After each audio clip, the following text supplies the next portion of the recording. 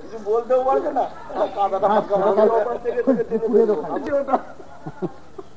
আমার তো কি বলে এসব কথা। তারপরে দেখি সব সময় তারপরে গেলাম মেয়েকে বাবা বলছে ওই ভাষা, বোনকে ভাই বলছে। অভিজ্ঞতা নেই আমাদের, অভিজ্ঞতা রয়েছে। কোন দিক দিয়ে যাবো? এদিক দিয়ে ওই মাঠে ঢুকতে হবে, রাস্তা দিয়ে যেতে পারবো।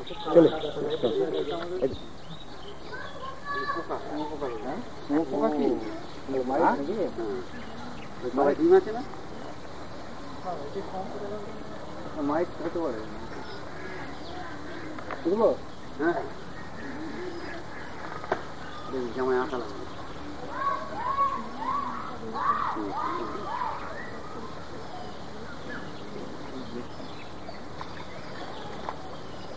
এইটা একটা নিয়ে নাও তো, সেই কয়ে পোকার দেখো তো কি অবস্থা, শেষ করে দিয়েছে। হ্যাঁ,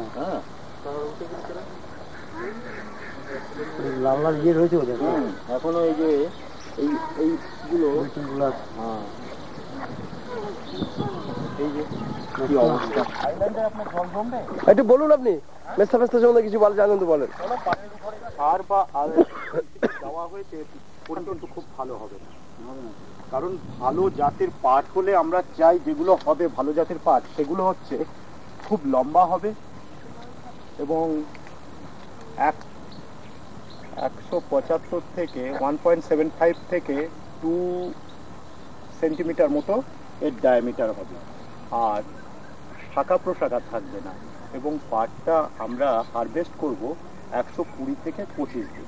110 যেখানে হান্ডে পাট আছে 110 দিনের পরে কিন্তু এর ফলন আঁশ আর নতুন করে হবে না।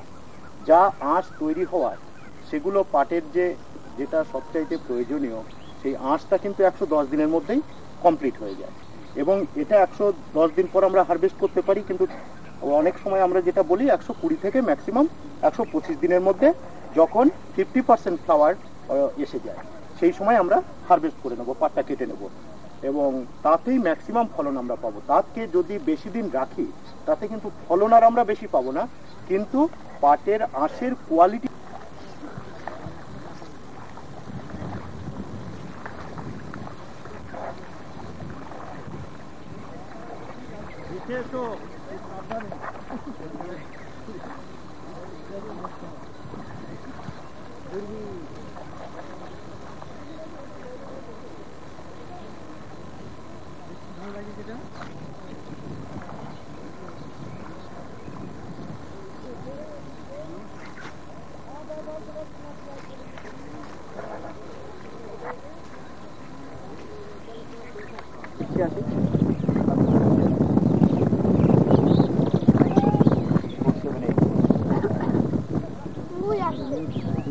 ওই দিকটা হলো বিল, ওই যে দেখছেন এটা হচ্ছে বিল, বিলটা সব পুড়ে যাবে। এইখান থেকে শুরু হলো এটা, আর কিছুদিন পরে ওখানে একেবারে সমস্ত জল জমে এই সমস্ত বড় ব্রিজটা, পাকা রাস্তা থেকে দেখলেন না, মানে ডান দিকে পুরো পুড়ে গেছে একদম দুটুগাছি গ্রাম পর্যন্ত। প্রত্যেক বছর ওগুলো মাছ হয়। আমরা এত দরখাস্ত করি সোসাইটি তরফ থেকে, তারপর চাষিরা করে এ করে। এইটা তো ভুমরা বলে যেটা, সেইটা যমুনা খালের সঙ্গে কি এটা যুক্ত? হ্যাঁ, এটা যমুনা খালের সঙ্গে যুক্ত। যমুনা খালটা তো হচ্ছে ইয়ে হয়ে গেছে, মজে গেছে, ওটা ভেরি করেছে, ওটা বাঁধ দিয়েছে। এই বাঁধটা দিয়ে আটকে দিলি মনে হয় উদ্বোধন করলেন। একটা হচ্ছে বিরোহীর নিচে, বিরোহী হচ্ছে এই সাইডটা, নিচে হচ্ছে ঠিক এইখানটা, মানে ওর নিচে যে একটা বিল আছে সেখানেও আমি দেখেছি যে ওটা যমুনা বলে, ওটাই যমুনা খাল। ওখানেও তো ফিশারিজ খুব ভালো হচ্ছে। হ্যাঁ হচ্ছে। তারপরে এই যে মগরা, এর পাশেই হচ্ছে মগরাও মাছ দেয়া। জল তো একবার জুন্ডি নদীর জল হয় হয়েছে। টুকাটা একটু ধরাম না তুমি, দাদা দিতে পারলেন না। আমাদের দুটো ইচ্ছা ছিল চারা না না ঠিক আছে, তোমার মতো নাই দাদা, এটাই তো প্রয়োজন। আমি সেই তো ছিল মাথায় গামছা বাদ, গামছা বাদে দাঁড়া।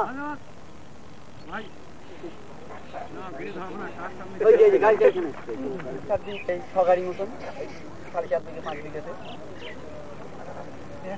আর জিয়া ছিল 8 কেজি করে 10 টা। এরকম বড়তে হলে তাহলে দাঁড়াই 10 থেকে 8 কেজি 10 টা পিস তো এই দেওয়া হয়েছে 8 কেজি 10 থেকে 8 কেজি এটা কি 10 থেকে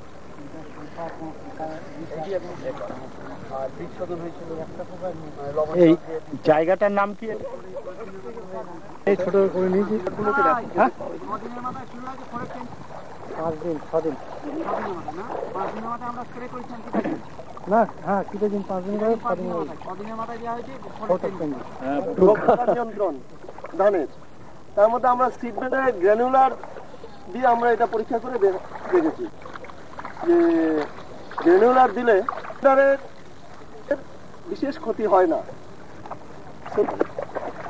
যার জন্য সিডবেডেই একমাত্র এটা দেওয়া হয়। পরবর্তীকালে আমরা সাধারণত না বলি, তবে সিড ভিলেজের ব্যাপারে যেটা সিদ্ধান্ত নেওয়া হবে সেটা সেভাবেই হবে।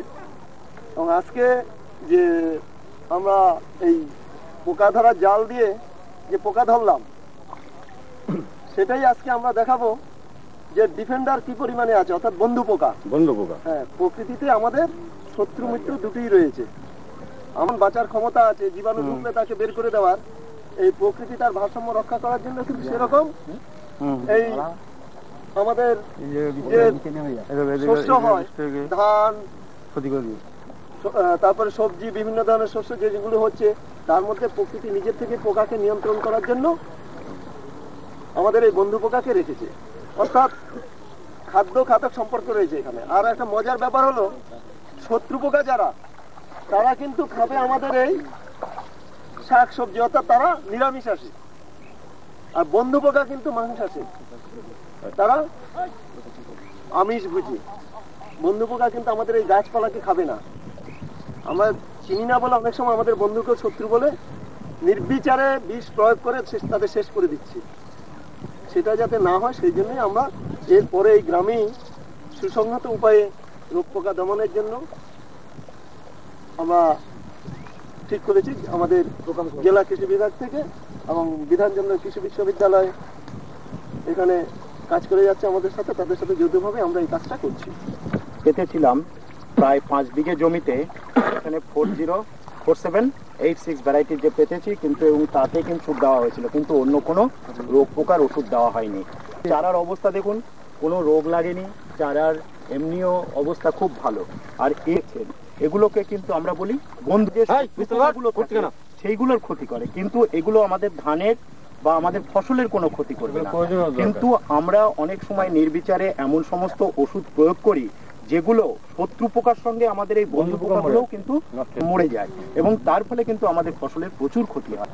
নিয়ন্ত্রণে ওষুধ যখন ব্যবহার করব, সেই জন্য এই সমস্ত এলাকায় যারা কৃষি বিশেষজ্ঞরা আছে, আমরা সবসময় আপনাদের সঙ্গে আছি, সবসময় আমাদের পাবেন। আমাদের সঙ্গে যোগাযোগ করুন এবং তাদের পরামর্শ মতো ওষুধ প্রয়োগ করুন। অনর্থক অতিরিক্ত ওষুধ প্রয়োগ করে একদিকে যেরকম টাকা পয়সা খরচা অতিরিক্ত বেড়ে যাচ্ছে, অন্যদিকে কিন্তু প্রকৃতিতে যে বিভিন্ন রোগ, বিভিন্ন রকম যে পোকা মাকড়ের যে একটা ভারসাম্য আছে, সেটাও কিন্তু নষ্ট হচ্ছে, কিন্তু আমাদের ক্ষতি হচ্ছে। এতে কিন্তু ভালো কিছু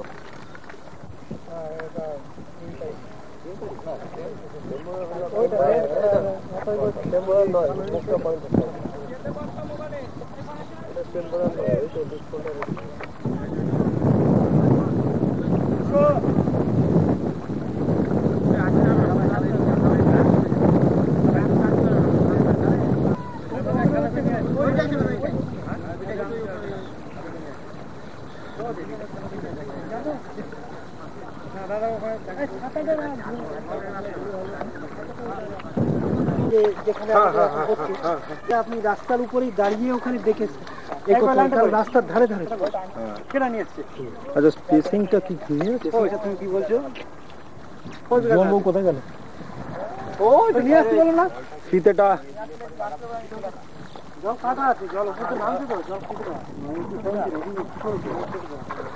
20 সেন্টিমিটার তো বলেছিলাম। আমাদের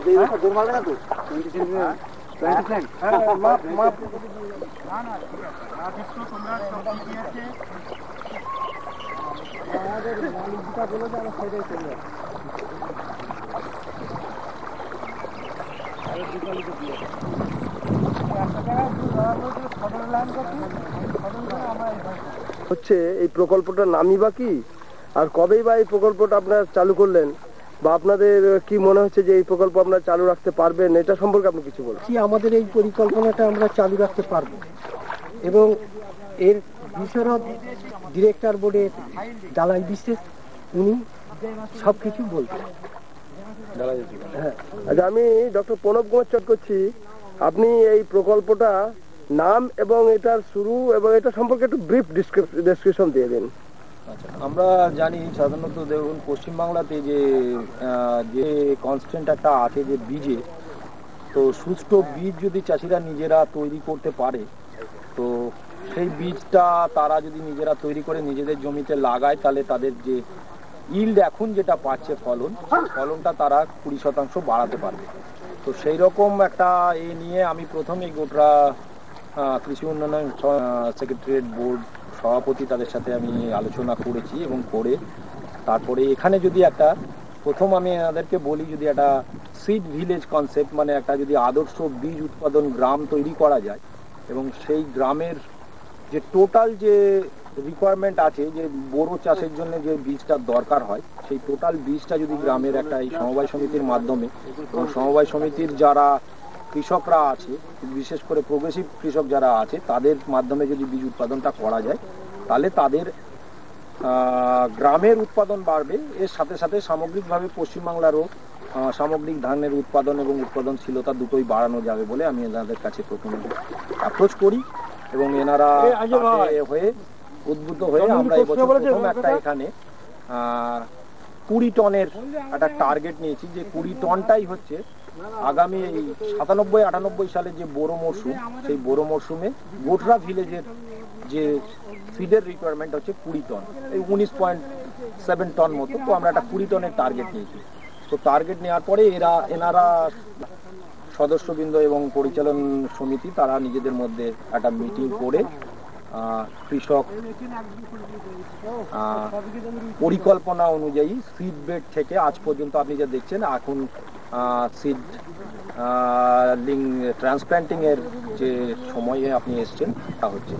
তো এর মধ্যে যা হয়েছে, তো আপনাকে আমি পরিচয় করে দিচ্ছি যে গোটরারই এই একজন এর ডিরেক্টর বোর্ডের মেম্বারও, প্লাস যার সহযোগিতায় কমিউনিটি সিডবেডটাও তৈরি হয়েছে, দালাই বিশ্বাস। এবার আপনি দালাই বিশ্বাস আপনাকে ব্রিফ জানাবেন। আচ্ছা, আপনি বলুন যে এই যে পরিকল্পনা নেওয়া হয়েছে, এর জন্য কোনো সরকারি অনুদান বা কোনো রকম বেসরকারি কোনো সংস্থা এতে পিছনে কাজ করছে কিনা, আর আপনারা যদি নিজেদের রিসোর্সেই করেন তাহলে আপনারা কিভাবে এটাকে। আমি প্রথমে বলি, আমার নাম শ্রী রামপ্রসাদ বিশ্বাস, ডাক নাম দালাই বলে পরিচিত। আমি কোঅপারেটিভ ডিরেক্টর বোর্ডের মেম্বার, এবং এই গ্রামে একটা চাষি বটে। আমি প্রথমেই কোনো বলে গেলেন আর কি, সেটাই তার কথাতে উদ্বুদ্ধ হয়ে আমি এটাই আসি। এই চাষের পদ্ধতি বা বীজ নিয়ে আমাদের প্রত্যেক বছর এটা বিরাট সমস্যার মধ্যে পড়তে হয়, অনেক জায়গায় দৌড়দৌড়ি করতে হয়। সেটা যাতে মোকাবেলা করতে হয় এই সংস্থা, সেটা নিয়মিত প্রণববাবু এবং ডিস্ট্রিক্ট বা সেন্টার থেকে আমাদের প্রযুক্তিগত সাহায্যটা দরকার, আমার পরামর্শ হচ্ছে আমরা সেই মতো কাজ করছি। আর এর পেছনে বেসরকারি বলতে বেসরকারি কোনো আমাদের সংস্থা কোনো, আমাদের বিধানচন্দ্র কৃষি বিশ্ববিদ্যালয় নবপালনিক অঞ্চলের যে আঞ্চলিক গবেষণা কেন্দ্র আছে সেখানে অ্যাপ্রোচ করেছিলেন, এবং না করে আমরা নিউ অ্যালুভিয়াল জোন থেকে কিভাবে হেল্প কৃষি দপ্তরের যারা বিশেষজ্ঞ আছেন, সাবজেক্ট ম্যাটার স্পেশালিস্ট, আমাদের চাকদা ব্লকের যিনি ব্লকের agriculture extension officer, sub division agriculture officer, principal agriculture officer এবং জয়েন্ট ডাইরেক্টর এগ্রিকালচার, এনাদের সাথে একটা আলোচনা করে তাদের থেকে বিশেষজ্ঞরা আছেন, তারাও এইখানে আমাদের সাথে একসাথে এই একটা গোটরাতে যে প্রথম পশ্চিমবাংলাতে একটা যে কৃষি দপ্তর এবং বিধানচন্দ্র কৃষি বিশ্ববিদ্যালয় গ্রাম তৈরি করা যায় কিনা তার একটা উদ্যোগ আমরা নিয়েছি, এবং টেকনিক্যাল হেল্প যতক্ষণ লাগবে আমরা টেকনিক্যাল হেল্প দিয়ে যাব আমরা, এবং সরকারি দপ্তর থেকে ফিনান্সিয়াল ইনভলভমেন্ট সেটা কমপ্লিটলি কোঅপারেটিভ ব্যাংক করছে। আমি এই নবপালনিক অঞ্চল তার ভারপ্রাপ্ত আধিকারিক ডক্টর গুরুপদ সরকারকে অনুরোধ করব তাদের নিয়ে এটা অন্যান্য জায়গায় করতে পারেন কিনা সে সম্পর্কে যদি একটু বলেন, যদি বলেন তাহলে আমি তাকে সেইভাবে একটু বলতে অনুরোধ করছি। আমি বলছি এ ব্যাপারে। এই সিড ভিলেজের কনসেপ্টটা সম্পর্কে কিছু এইমাত্র বললেন আমাদের এই স্টেশনের বৈজ্ঞানিক ডক্টর প্রণব চট্টোপাধ্যায়। উদ্দেশ্যটা কি সেটাও উনি কিছুটা বলেছেন, আমি আরেকটু বলছি বিস্তারিতভাবে। যে এই নবপাললিক অঞ্চল পশ্চিম ক্ষেত্রে একটা অত্যন্ত এই সমস্ত এলাকায় চাষ হয় এবং সবচাইতে বেশি এরিয়া এই নবপাললিক অঞ্চল। এবং আপনারা জানেন যে আমাদের খাদ্য সমস্যা মেটাতে বর্তমান যে ফলন আমরা পাচ্ছি, সমস্ত ফসলের বিশেষ করে খাদ্যশস্যের যে ফলন আমরা এখন পাচ্ছি, তার থেকে ফলন আমাদেরকে আরও অনেকটা বাড়াতে হবে। আমাদের পশ্চিমবঙ্গে বর্তমানে খাদ্যশস্যের উৎপাদনের পরিমাণ 131 লক্ষ টন এবং আগামী 2000 সালে নাগাদ তার মধ্যে একটি অন্যতম বিশেষ হচ্ছে ভালো জাতের বীজ চাষির হাতে পৌঁছে দেওয়া। বীজ নিয়ে আমাদের চাষিদের অনেক সমস্যা আছে। সবসময় আমরা চাষিরা সবসময় ভালো বীজ পায় না, যার ফলে অনেক ক্ষেত্রে পায় তার থেকে আরও 20 থেকে 25% পায়।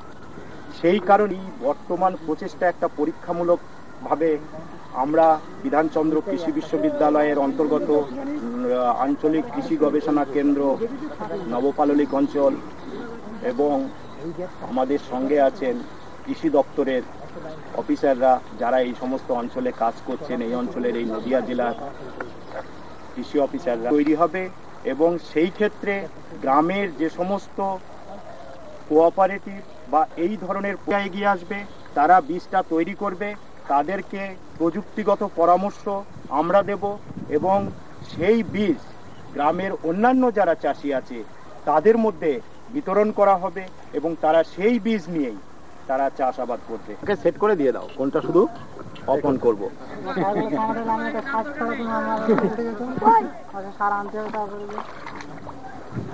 কিছু দেখো এখানে পাও কিনা নিয়ে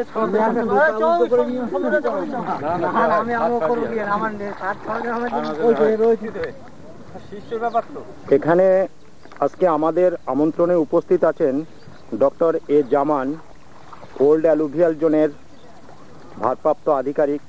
আমি তার কাছে অনুরোধ করব আজকে আমরা এই গোটরা গ্রামে যে সিড ভিলেজ কনসেপ্ট নিয়ে যে কাজটা শুরু করেছি সে সম্পর্কে তার অভিজ্ঞতা এবং তার কিছু মন্তব্য। আমি বিধানচন্দ্র কৃষি বিশ্ববিদ্যালয়ের প্রাচীন পলিমাটি অঞ্চল যে কৃষি গবেষণা ক্ষেত্র আছে, গবেষণা কেন্দ্র, তার ভারপ্রাপ্ত আধিকারিক। আমি এই 97-এ জয়েন করেছি এপ্রিল মাসে।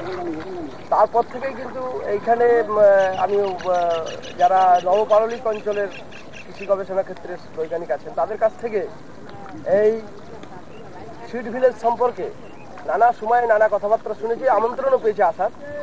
কিন্তু যেহেতু আমি একটা অন্য জায়গায়, এটা আমি যে জায়গায় আছি সেটা এখান থেকে অনেক দূর, 350 কিলোমিটার দূরে, বালুরঘাটের কাছাকাছি মাঝিয়ান। সুতরাং সেখান থেকে আমি প্রোগ্রাম করে এখানে উঠে আসতে দেখতে আসার জন্য আসতে অনেক আগে পারিনি।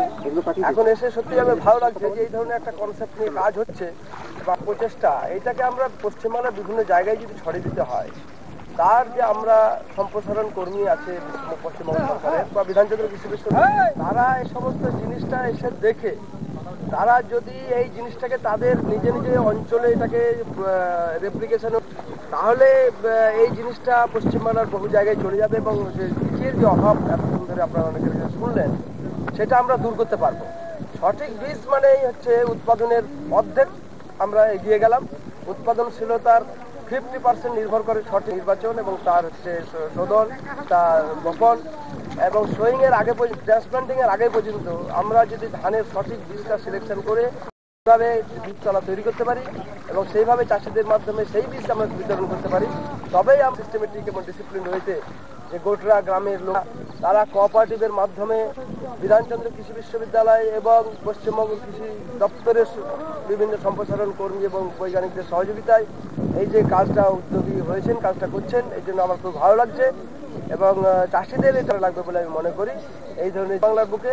তাহলে আমরা উপকৃত হব এবং চাষিরা উপকৃত হবে। চাষিদের যে গ্রিভ্যান্স যে কিছু হচ্ছে না, বৈজ্ঞানিকরা কিছু করে না, সম্প্রসারণ কর্মীরা এত কষ্ট করে এত এইরকম জায়গায় আসতে রাজি আছি, যদি চাষিরা উদ্যোগী হয়, যদি আমরা সেই মতো চাষিদের চালাতে পারি, পরিচালনা করতে পারি। কিন্তু আমরা কিন্তু যে আসি না, সম্প্রসারণ কর্মীরা আসে না, বৈজ্ঞানিকরা আসে না, এটা সবটাই ঠিক নয়। এটা কিন্তু আমরা উপস্থিত থেকেও খানিকটা প্রমাণ করলাম। এবং চাষি এইরকম উদ্যোগী চাষি যদি আমরা পাই, তাহলে নিশ্চয়ই আমরা আমাদের বৈজ্ঞানিকদের বিভিন্ন জায়গায় পাঠিয়ে এই জিনিসটাকে আরো যাতে সাকসেসফুল হয়, আরো যাতে প্রাণবন্ত হয় তার চেষ্টা করি। ধন্যবাদ ডক্টর জামান। আমি নবপালল্লিক অঞ্চলের তরফ থেকে আমি আপনাকে আমাদের এখানে আজকে কৃষি দপ্তর থেকে SMS plan protection Indrajit Debnath উপস্থিত আছে। এখানে উনি আমাদের সঙ্গে এই গোটরা ভিলেজে সিড ভিলেজ নিয়ে যে আমরা কাজকর্ম থেকে উনি যুক্ত এবং কিভাবে এখানে কাজকর্ম হচ্ছে তা উনি প্রথম থেকেই দেখে আসছেন এবং উনাকে অনুরোধ করব এই সম্পর্কে ওনার বিষয়ে অর্থাৎ প্ল্যান্ট প্রোটেকশনের বিষয়ে যদি কিছু বলেন। ধন্যবাদ। আমি প্রথম থেকেই আজকে আমাদের গোটরা যে সিড ভিলেজে প্রোগ্রাম নেওয়া হয়েছে আছি এখানে। আজকে আমি শুধু এইটুকুই বলবো, প্রথম থেকে যে অবস্থা দেখছি এখানে চাষিরা যেভাবে উদ্যোগ নিয়ে কাজকর্ম করছে এটা সত্যি অভাবনীয়। আমরা কিন্তু অনেক গ্রামে ঘুরেছি, এরকম পরিস্থিতি আমরা দেখিনি যে এতটা উদ্যোগ নিয়ে তারা আসেনি। যখনই আমরা বলেছি এবং ওনারা আমাদের যখন বলেছেন আমরা তখনই এসেছি। ল্যান্ড প্রোটেকশনের ব্যাপারে ওনাদের প্রথম থেকে একটা জিনিস বলা হয়েছিল যে আমরা বিক্ষিপ্তভাবে বা যখন প্রয়োজন নেই তখন আমরা এই বিষ প্রয়োগ করবো না, এইভাবে চাষিদের প্রথম থেকে বলা ছিল।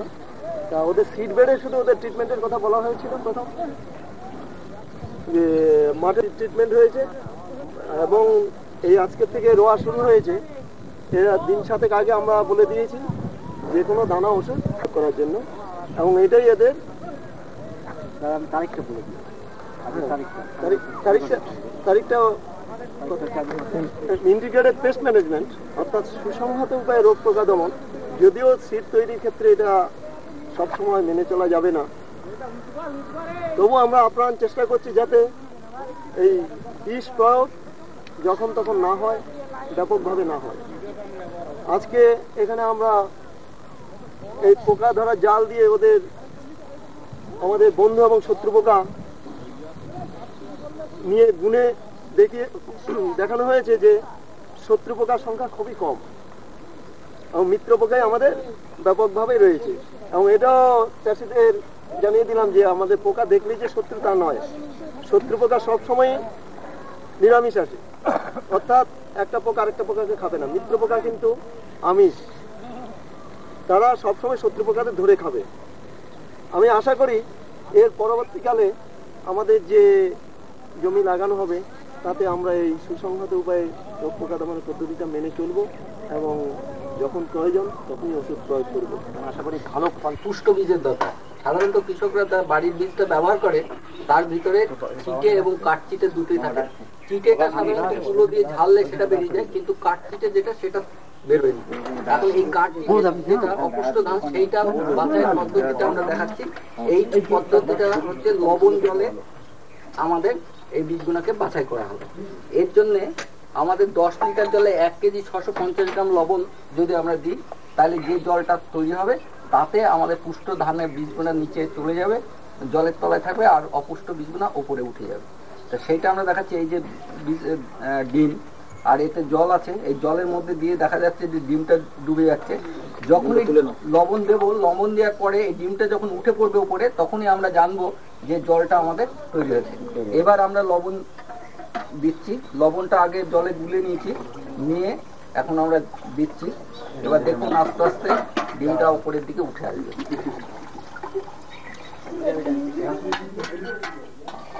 আচ্ছা, আমরা তো উঠে পড়লেই ওইসব ঝামেলার দরকার নেই। সব চাষি সুবিধা মতো করতে পারে। আবার ধরেন 1 কেজি 650 গ্রাম লবণ বললাম, হয়তো চাষি ভুলে গেল, সেখানে 1 কেজি 800 গ্রাম দিয়ে দিল, তাহলেও হবে না, আবার তা কম হবে। সেই জন্য আমরা এই ডিমটা দিয়ে দেখবো, আমরা অত ওজন টোজনের ভিতরে যাবো না। ঠিক আছে। আর কেউ মুখ ভেজাই না, আমাদের অনেক দিন আগে করা হয়নি, জানি। আমরা এর চেয়ে বেশি কিন্তু ভাসাবো না, হ্যাঁ, এর চেয়ে যদি বেশি ভাসায় তাহলে পুষ্ট বীজ আবার উঠে পড়বে, আবার এর চেয়ে যদি কম হয়ে যায় তাহলে আবার মানে আমরা কখনোই এতখানি তুলবো না, এতে আরো যদি লবণ দিই তাহলে এটা বেশি উঠে যাবে, তাহলে পুষ্ট বীজ উঠে পড়ে। তাহলে আমরা দেখতে পাচ্ছি ডিমটা এই অবস্থায় যখন আসবে আর এইগুলা এই ধানগুনার উপরে সব স্পট আছে, এই যে বিভিন্ন রোগের আছে, এই যে স্পট, এইগুলার থেকেও চারা হবে, কিন্তু এই চারাগুলো হবে খুব দুর্বল এবং তার শীষ হবে ছোট। হ্যাঁ, বিভিন্ন রকম। এইবার আমরা এইটাকে এইভাবে বাছাই করে নেব।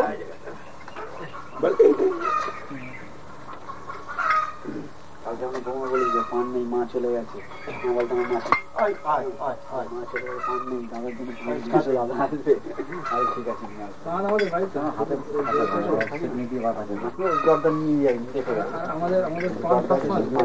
এর মধ্যে অঙ্কুরোদ্গমের পরিমাণও বেশি থাকবে, শতকরা পরিমাণ অনেক বেশি। এইভাবে আমাদের ইউনিভার্সিটিতে পরীক্ষা করে দেখা গেছে, একটা প্রজেক্টে তাতে দেখা গেছে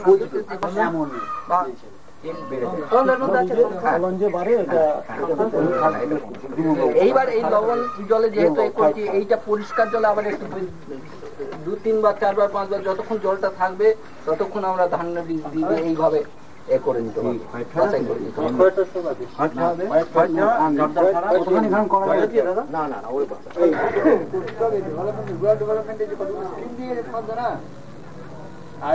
আমাদের সেক্রেটারি রবীন্দ্রনাথ ঘোষ, ডাইরেক্টর রামপ্রসাদ বিশ্বাস, এক্স সেক্রেটারি ভজন কুমার ঘোষ,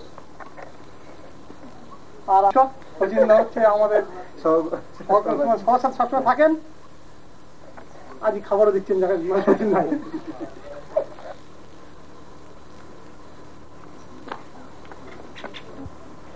আচ্ছা, আমি শ্রী জয়দেব চট্টোপাধ্যায়, এই সমিতির সভাপতি হিসাবে এই যে সিড ভিলেজ জিনিসটা মাথায় কিভাবে তার এলো এবং এতে তিনি কি করে এটাকে চাষিদের সাথে প্রত্যক্ষ ভাবে মানে লাভবান হবে চাষিরা ভাবছেন, সে সম্পর্কে যদি সামান্য কিছু বলেন তাহলে আমরা কিছু উপকৃত হই। আমাদের এলাকায় প্রথম কথা হচ্ছে, আমরা যেটা শুরু করেছিলাম, আমাদের এলাকায় সব বাইরে থেকে বিভিন্ন কোম্পানির কাছ থেকে বীজ আসতো। আমাদের এলাকায় কিছু কৃষক বিভিন্ন কোম্পানির কাছ থেকে বীজ নিয়ে তারা মার খায়। সেই সময় বিধানচন্দ্র কিছু বিষয় যদি বীজ উৎপাদন করতে পারি বা আমাদের কোনো সহযোগিতা দেন, আপনারা বৈজ্ঞানিক সহযোগিতা যদি দেন, তাহলে আমরা কিন্তু নিজেরাই বীজ উৎপাদন করবো, বীজ কিনতে হবে না।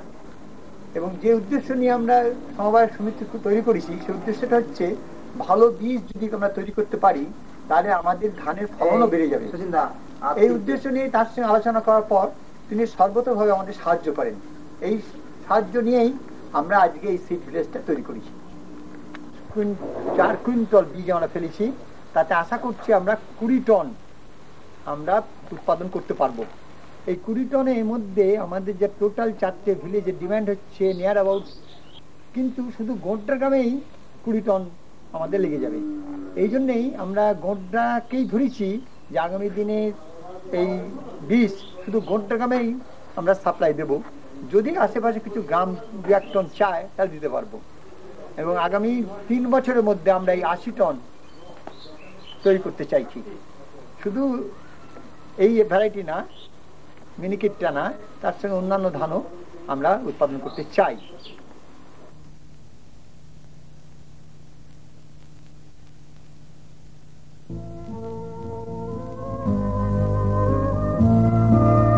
In the tropics, higher-yielding semi-dwarf varieties have been cultivated and modern rice production technologies adopted.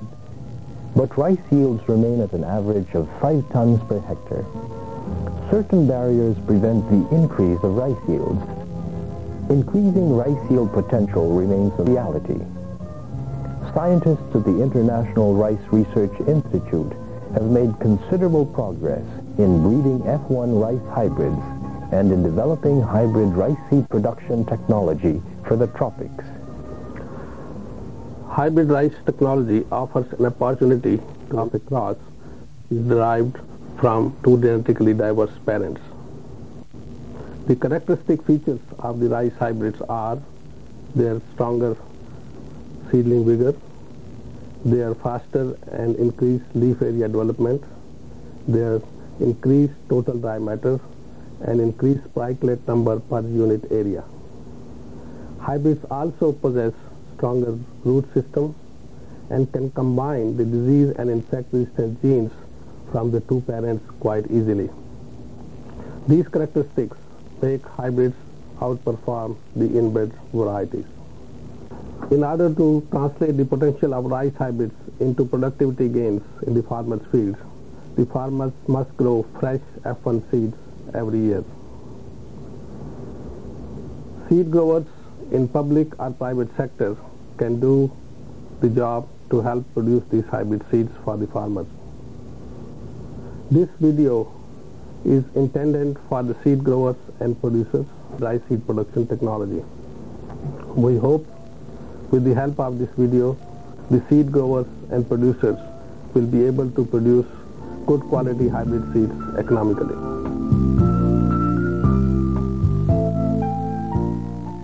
Seed production is different from producing seeds using conventionally bred rice varieties. 12 steps and specialized practices to get higher yields are recommended here. The first establishment includes selecting and obtaining the parental line seeds, differential seeding of parental lines in the seed bed, selecting and preparing the field for seed production, transplanting the seedlings. The next 6 steps involve managing the production plot. These are the specialized practices used to maintain high quality and genetically pure hybrid seeds. These management practices include roguing, monitoring panicle initiation to synchronize flowering, adjusting flowering date, clipping the flag leaf, spraying gibberellic acid, doing supplementary pollination. And finally, the post-production steps are harvesting and threshing, cleaning, grading, and packing. Detailed technical information about these steps and specialized practices can be obtained from the accompanying IRRI publication entitled Manual for Hybrid Rice Seed Production. The first step is selecting and obtaining parent lines. The cytoplasmic genetic male sterility, or CMS line, is a parent which cannot produce viable and is used as option. The restorer line is any rice cultivar that restores fertility of F1 seeds obtained from crossbreed as the R line and serves as a male parent or pollinator for the A line parent. Crossbreeding between the A and R line parents produces the F1 hybrid rice seeds. The first step a seed grower should take is to select parent seeds of A and R lines best adapted to his locality. Obtain information about the growth durations of A and R lines. The R line may have a shorter, equivalent, or even longer growth duration than the A line. After selection, the next step involves differential seeding of parental lines in a seed bed to synchronize their flowering. Consider the example in which the A line selected takes 85 days to flower, while the R line requires 105 days. This diagram illustrates the differential seeding of A and R parental lines. Seeding of the R line is done 3 times at an interval of 3 days, while the A line is seeded once. Adjusting the seeding time based on growth duration of parents will promote their simultaneous flowering. This diagram shows the first seeding of the R line, which starts to flower at 105 days until 110 days after sowing. The second R line starts to flower in 108 to 113 days, and the third R line begins to flower in 111 to 116 days. The ends start to flower 108 to 115 days after